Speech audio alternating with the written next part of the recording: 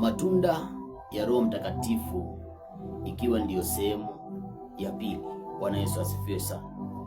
Nataka niendelee na kufundisha kuhusiana na Roho Mtakatifu na kuhusiana na matunda ya Roho Mtakatifu, na ningependa huu wakati sasa unisikilize kwa makini sana. Bwana Yesu asifiwe sana.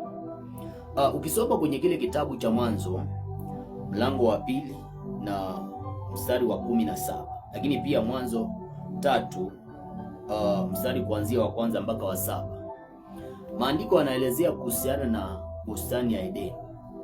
Anasema ya kwamba katika bustani ya Edeni kulikuwa na miti aina mbili.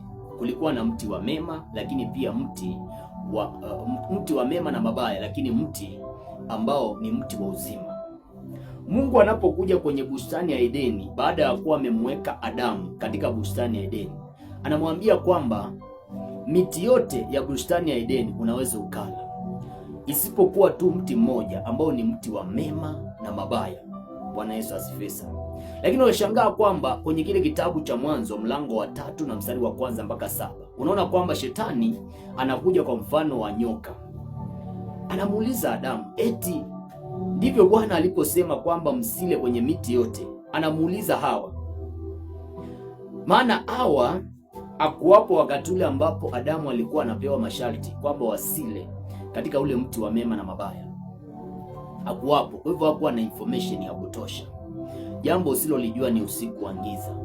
Kwa hivyo shetani akamwendea yule ambaye hakuwa na ufahamu wa kutosha, akamuuliza, eti Bwana amesema kwamba msile katika miti yote? Hawa akamwambia hapana, isipokuwa mti mmoja ambao ni mti wa mema na mabaya. Shetani mara nyingi akitaka kuja ili adivert akili zako, ili akuingize kwenye matatizo, jambo la kwanza atatumia mtu ambaye ako na hekima ya kutosha. Aliangalia kwenye bustani ya Edeni akaona kwamba nyoka ndiye mwenye akili, maana maandiko yanasema kwamba nyoka alikuwa na hekima na akili kuliko wanyama wote wa mwituni. Kwa hivyo mara nyingi shetani huwa anatumianga kile kizuri ili kuharibu kingine kizuri. Bwana Yesu asifiwe sana. Maana kazi yake mojawapo ni kuharibu. Sasa anamwendea Hawa, anamwambia eti imetokea kwamba msile katika miti yote. Hawa anamwambia hapana. Lakini unashangaa kwamba shetani anaendelea kumpigia kampeni Hawa, anamwambia kwamba ukila katika mti huu utafanana na Mungu.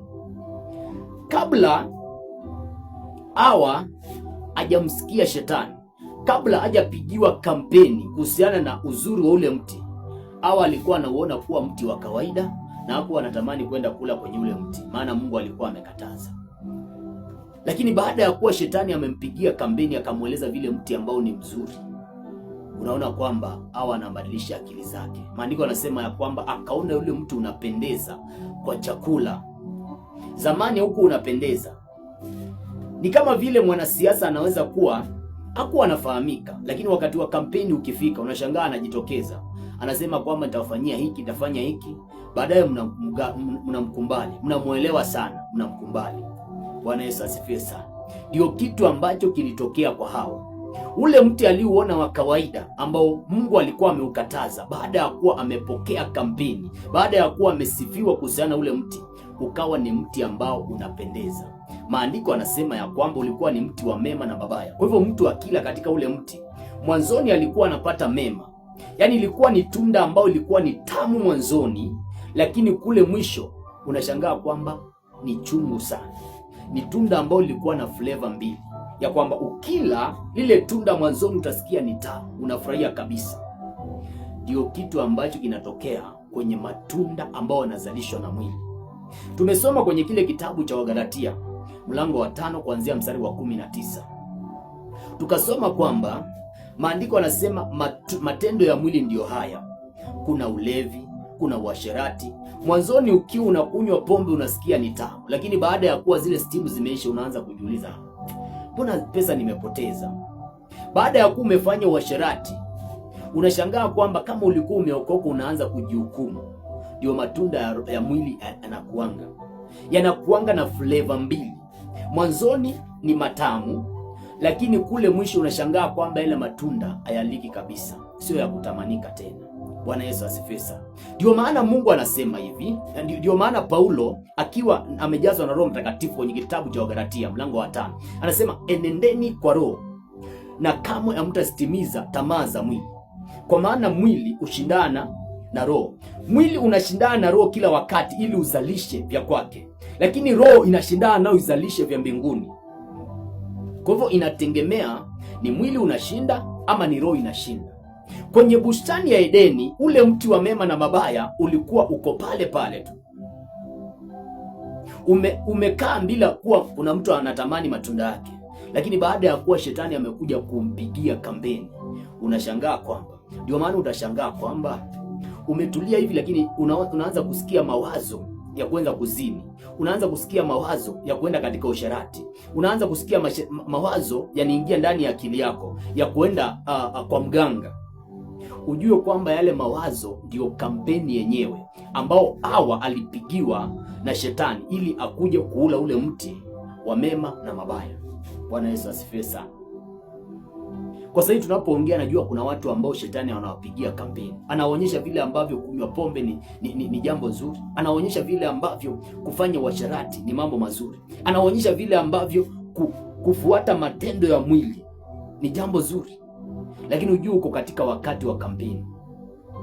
Uko katika wakati wa kampeni. Na wakati wa kampeni ukiisha, ndio utashangaa kwamba shetani sio rafiki yako tena. Kwenye ule mti wa mema na mabaya, kama itatokea kwamba umechuna tunda la ndoa kwenye ule mti wa mema na mabaya, lile tunda la ndoa litakuwa ni tamu upande mmoja, lakini upande wa pili unashangaa kwamba ni chungu kama nini. Kama itatokea kwamba utachuna tunda la biashara kwenye ule mti wa mema na mabaya, unashangaa kwamba lile tunda ni tamu mwanzoni la biashara. Yaani ile biashara inakuwa ni tamu, lakini kule mwanzo unashangaa kwamba mbona sio nzuri vile, kwa maana umelichuna katika mti wa mema na mabaya.